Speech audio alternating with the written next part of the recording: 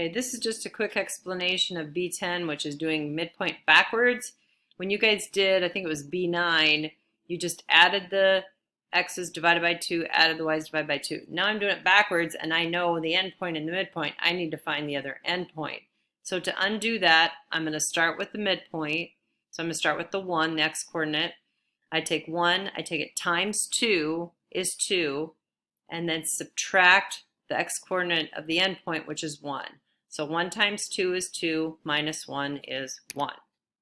Then for the second part, I take the second part of the midpoint, which is 4, times 2 is 8, and subtract 0 is 8. So that would be 1/8.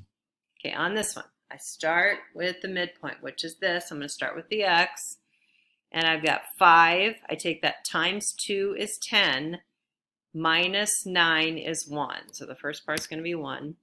Then to the second part, I go 9 times 2 is 18, minus 8 is 10. So basically, when I do midpoint, I add and divide by 2. So to undo that, I times by 2 and subtract. That's how I'm getting these numbers. So I'm doing backwards.